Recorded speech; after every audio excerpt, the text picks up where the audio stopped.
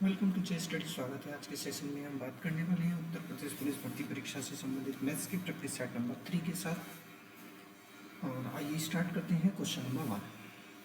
पहला क्वेश्चन हमें दिया गया है, भिन्न हमें दी गई है और हमें बताना है कि दिए गए भिन्न में सबसे छोटी भिन्न कौन सी होगी।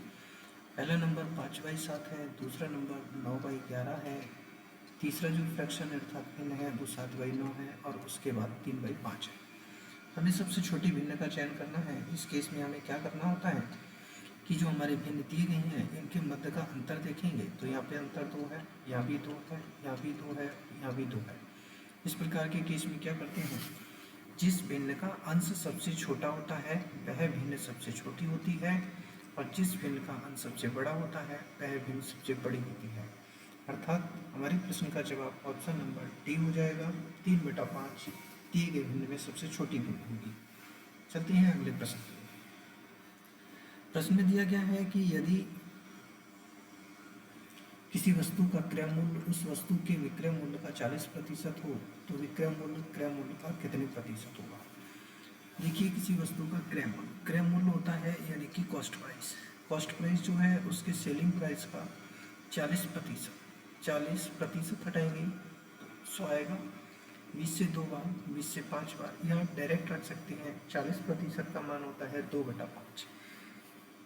इससे हमें यहाँ से कॉस्ट प्राइस और सेलिंग प्राइस का रेशियो प्राप्त हो जाएगा।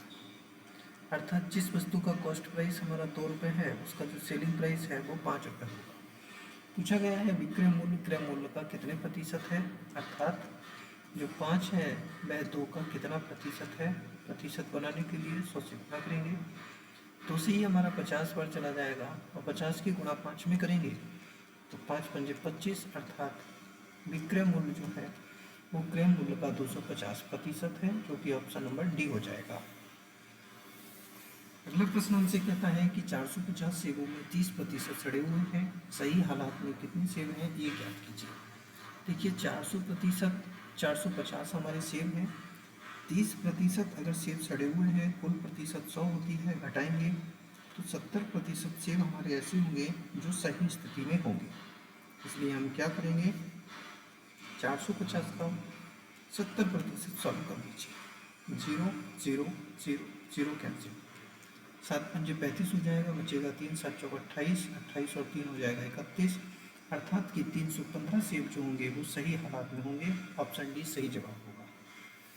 अगला प्रश्न हमें दिया गया है कि 2/7 है गुणा 1/8 है प्लस का 3/7 है और भाग में नंबर दिया गया है 6/14। इसे सॉल्व कीजिए। जब भी हम यह सॉल्व करते हैं तो बोर्ड मास को ध्यान में रखते हुए ये वाला सेक्शन सबसे पहले सॉल्व करेंगे, डिवाइड। साथ में यहाँ पे भी सॉल्व कर लेने से कोई दिक्कत यहाँ नहीं रहेगी। 2 से हमारा 1 बार जाएगा और 2 से 4 बार जाएगा। इससे हमें 1 बार 7 गुणा 4 28 प्राप्त होगा, प्लस ये हमारा 3/7 रहा। इसे हम मल्टीपल में पहुँचाएंगे तो ये अंश हर में परिवर्तित हो जाता है। 3 से 1 बार, 3 से 2 बार, इससे हमें रिजल्ट मिलेगा 1/28 प्लस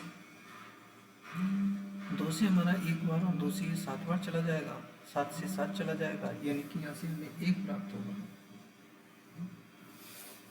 अब अगर हम इसे सॉल्व करते हैं तो अपॉन 1 कर लीजिए, 28 प्लस 1 हो जाएगा 29 और भाग में रहेगा 28, जो कि हमें ऑप्शन सी में प्राप्त होगा। दैट इज थर्ड ऑप्शन हमारा सही जवाब होगा।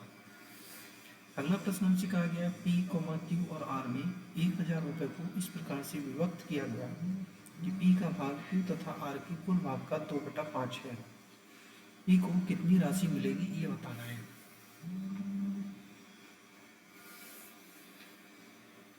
देखिए, ये रहा पी और इसके बाद हमारा रहा क्यू प्लस आर। ठीक है, पी का भाग क्यू प्लस आर का 2/5 है। इसका अर्थ है कि पी का भाग 2 है और क्यू का भाग क्यू प्लस आर का भाग कितना है, 5 है। अर्थात इनका रेशियो हो जाएगा 2:5। पूछा गया पी को कितनी राशि मिली है। देखिए, यहाँ पी हो गया, क्यू हो गया, आर हो गया, तीनों का योग हमारा 5 और 2 7 हो गया और 7 यूनिट की वैल्यू हमें दे दी गई है। हमें पी सॉल्व करना है। पी का यूनिट ऊपर रखेंगे, कुल यूनिट नीचे रखेंगे और कुल दी गई धनराशि हम इसे विभाजित कर लेंगे। 7 से 1 बार, 7 पंजे 35, और 2 से अगर 150 को गुणा करेंगे तो नंबर हमें 300 प्राप्त होगा, जो कि ऑप्शन बी हो जाएगा। आइए अगले प्रश्न पर चलते हैं। यदि 6 संख्याओं का औसत 12 है और 7वीं संख्या आ जाने से उनका औसत 11 हो जाता है, तो 7वीं संख्या क्या होगी? 12 औसत है, 6 संख्याओं का तो योग हो जाएगा 72, लेकिन जब 7वीं संख्या आ जाती है तो औसत 11 हो जाता है, तो योग हो जाएगा 77। घटा दीजिए, कितना बचेगा? 5। अर्थात जो 7वीं संख्या है वह हमारी कितनी थी? 5, जो कि हमें ऑप्शन सी हो जाएगा। अगला प्रश्न कहता है कोई धन है 3 वर्ष में 806 रुपये हो जाता है और 4 वर्ष में 858 रुपये हो जाता है, तो ब्याज की दर क्या होगी? देखिए, 4 वर्ष में जो धन हमारा प्राप्त हो रहा है वो 858 हो रहा है और 3 वर्ष में ये जो धन है वो 806 है। अगर हम अंतर कर लें तो 1 वर्ष का 52 रुपये, 1 वर्ष का वैल्यू कितना हो जाएगा? 52 रुपये। हमसे पूछा है ब्याज की दर। देखिए, 1 वर्ष का 52 है तो 3 वर्ष में ब्याज कितना मिला होगा? 3 दूनी 6 और 3 पंजे 15, अर्थात 156 रुपये का। अब मिश्रधन हमारा 806 रुपये हो रहा था 3 वर्ष के बाद। अगर इसमें से ब्याज निकाल दें तो मूलधन प्राप्त होगा।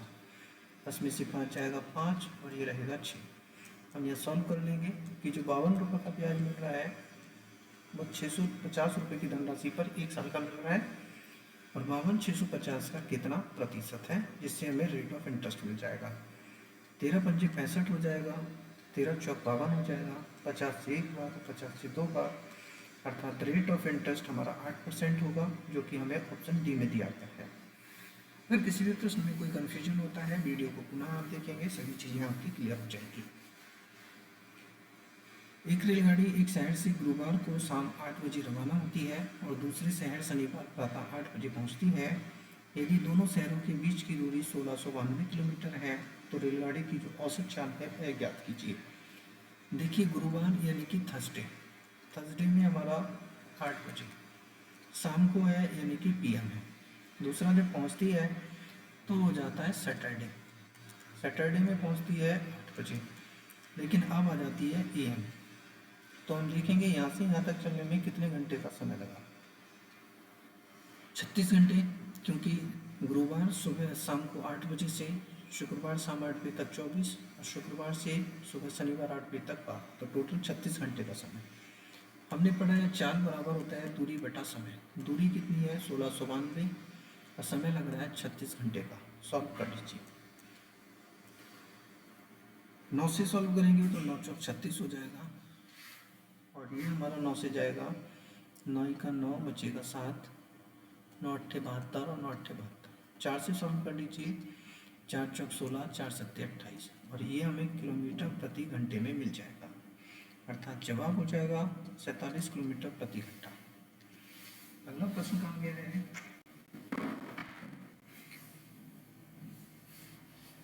एक्स वाई की 1/5 के बराबर है, जिसे हम सिंपल कह सकते हैं एक्स बराबर वाई का 1/5, जिसका अर्थ है वाई 5x के बराबर होगा। दोनों संख्याओं का गुणनफल अर्थात एक्स और वाई का गुणनफल 0.008 है, तो बड़ी संख्या की ज्ञात कीजिए क्या होगी। देखिए, बड़ा तो वाई होगा, ये चीज़ आपको यहाँ से क्लियर हो जाएगी, क्योंकि x को जब 5 गुना करते हैं तो वह y के बराबर होता है, इसलिए बड़ा कौन होगा? y। हम यहाँ से सिंपल y सॉल्व करना चाहेंगे तो x की वैल्यू रखेंगे। x का वैल्यू हो जाएगा 1/5y इंटू वाई, ये बराबर होगा 0.008 के। तो y² बराबर ये 5 हमारा इधर आके मल्टीपल करेगा, 0.008 गुणा 5, दशमलव हटा दें तो दाईं ओर 3 संख्याएं हैं, 5 से सॉल्व कर लें, 5 का 5, 5 दूनी 10, 4 से सॉल्व 2 से सॉल्व करेंगे 4 बार, 2 से जाएगा 10 बार। हमारा नंबर यहाँ से प्राप्त होगा y² बराबर 4/100। तो y का वैल्यू अगर हम सॉल्व करेंगे तो 2/10 होगा, और 2/10 का अर्थ होगा 0.2, अर्थात ऑप्शन 1 हमारा सही जवाब होगा। अगला प्रश्न हमसे कहा गया है कि 7 + 7 + 7, और इसे भाग भी किया गया 7 के साथ। हर में दिया गया 5 + 5 + 5 और इसे भाग किया गया 5 के साथ। सॉल्व करना है। पूर्णमास के अकॉर्डिंग सबसे पहले ब्रैकेट सॉल्व करेंगे, जिसका अर्थ होगा 21 और 21 को भाग करेंगे 7 से, और यहाँ पे हम इसे भाग करेंगे तो ये दोनों हमारे जुड़ जाएंगे। तो 5 + 5 + 5 को 5 से भाग करेंगे 1, 7 से 21 को भाग देंगे तो 3 आएगा, और ये हमारा 16 होगा, सॉरी 11 होगा।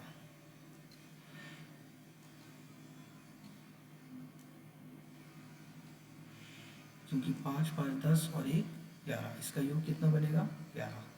इससे हमें रिजल्ट मिलेगा 3/11, और 3/11 हमें ऑप्शन बी में प्राप्त होगा। आइए अगले प्रश्न पर देखते हैं। यदि किसी वस्तु को 10% की छूट देकर उसे 450 रुपये में बेच दिया जाता है तो उस वस्तु का जो अंकित मूल्य अर्थात MRP होगा वह क्या होगा। हमें वस्तु का MRP चाहिए। 450 रुपये जो बेचा गया है वो 10% के डिस्काउंट के साथ अर्थात 90% की वैल्यू है। यहाँ से 100% सॉल्व कर लेंगे। 90 से 1 बार, 90 से 5 बार, 5 की गुणा में 100 करें तो 500 रुपये, अर्थात उस वस्तु का जो अंकित मूल्य होगा वो होगा 500 रुपये, जो कि हमें ऑप्शन डी में। नेक्स्ट चलते हैं। कहा गया है यदि किसी समकोण त्रिभुज में आधार की लंबाई 8 सेंटीमीटर, कड़ की लंबाई 10 सेंटीमीटर, तो उसका क्षेत्रफल ज्ञात कीजिए। समकोण का मतलब होता है जिसका एंगल 90 डिग्री का हमें मिले। हमें दिया गया है आधार की लंबाई 8, कड़ की लंबाई 10, ये हमारा ट्रिपलेट होता है 3 4 5 का। जब हम इसे गुणा करते हैं 2 के साथ तो हमें प्राप्त होता है 6, 8 और 10। अब देखिए 8 मिल गया, 10 मिल गया, तो ये हमारा कितना बचा 6। समकोण त्रिभुज का क्षेत्रफल, समकोण त्रिभुज का क्षेत्रफल अगर हम क्षेत्रफल ज्ञात करें तो होता है 1/2 गुणा आधार गुणा ऊंचाई। ऊंचाई हमारी ये कार्य करेगी जो कि 6 सेंटीमीटर होगी। तो 1/2 आधार था 8, ऊंचाई है 6, 2 से काट दीजिए, 2 से जाएगा 4 बार, 4 की गुणा 6 में करेंगे हो जाएगा 24, और सेंटीमीटर में दिए गए थे तो क्षेत्रफल का माप हो जाएगा वर्ग सेंटीमीटर, अर्थात 24 वर्ग सेंटीमीटर, जो कि ऑप्शन बी होगा। अगले प्रश्न में कहते हैं 25% का 25% कितना होगा। प्रतिशत हटाने पर हर में 100 आएगा। का शब्द का मतलब गुणा होता है। 25 का 25 से गुणा करते हैं तो 625 प्राप्त होता है, और हर में हमें कुल कितने जीरो मिल रहे हैं 4। एडजस्ट करेंगे तो दाईं ओर से 4 संख्याओं से पहले दशमलव का प्रयोग होगा, क्योंकि हमें ऑप्शन बी मिलेगा। अगला प्रश्न कहता है 108 मीटर लंबी एक रेलगाड़ी 50 किलोमीटर प्रति घंटे की रफ्तार से विपरीत दिशा से आ रही है, और 112 मीटर लंबी दूसरी रेलगाड़ी 6 सेकंड में पार कर जाती है। दूसरी रेलगाड़ी की चाल ज्ञात कीजिए। हमने पढ़ा है कि चाल जो होती है वो बराबर होती है दूरी बटे समय के, और ये चीज़ भी क्लियर है जब डायरेक्शन विपरीत दिशा से होती है तो प्लस होती है, और समान दिशा के केस में माइनस होती है। चाल हमारी पहली चाल है 50 किलोमीटर प्रति घंटा, और दूसरी चाल हम ज्ञात करना चाहते हैं। ये किलोमीटर प्रति घंटा है, इसे मीटर प्रति सेकंड में परिवर्तित कर देते हैं। पहली ट्रेन की लंबाई 108 और दूसरी ट्रेन की लंबाई 112 से क्रॉस करने में लगने वाला समय 6 सेकंड था। इसे चेंज इसलिए किया था क्योंकि हमारी जो दूरी है वो मीटर में है और समय यहाँ पे सेकंड क्रॉस करने का दिया है। सॉल्व करेंगे 6 से 1 बार, 6 से चला जाएगा 3 बार, तो 50 प्लस प्रश्नवाचक 108 और 112 हो जाएगा 220, 108 और 112 हो जाएगा 220, 220 का 3 गुना और भाग कर लेना है इसे 5 से, 5 चौक 20, 5 हटा लीजिए, ये होगा 4 3 12, 4 3 12 और 1 13। यहाँ से प्रश्नवाचक लेंगे 50 माइनस हो जाएगा, जबकि हमारा हो जाएगा 82, अर्थात ऑप्शन डी अपना सही जवाब हो। प्रश्न कहता है उस आयत का क्षेत्रफल ज्ञात कीजिए जिसकी लंबाई और चौड़ाई क्रमशः 1 मीटर, ये मीटर है, 1 मीटर में जो होता है हमारा वो 100 सेंटीमीटर होता है, ये आपको याद रखना है, और 50 सेंटीमीटर है। आयत का क्षेत्रफल, आयत का क्षेत्रफल होता है लंबाई गुणा चौड़ाई, तो 100 सेंटीमीटर गुणा 50 सेंटीमीटर से गुणा करें तो ये हमारा हो जाएगा 5000 वर्ग सेंटीमीटर, अर्थात ऑप्शन ए हमारा सही जवाब। अगला प्रश्न कहता है एक पाइप एक टंकी को 10 घंटे में भर सकता है जबकि एक नल 12 घंटे में उसे खाली कर सकता है। मान लेते हैं कि पहला पाइप ए है जो कि भरने का काम कर रहा है 10 घंटे, दूसरा बी है जो खाली करने का काम कर रहा है 12 घंटे। दोनों नल एक साथ खोल दिए जाते हैं तो टंकी को भरने में कितना समय लगेगा। एलसीएम ले लीजिए 60, 10 से जाएगा 3 और 12 पंजे 60, 10 से 6 बार,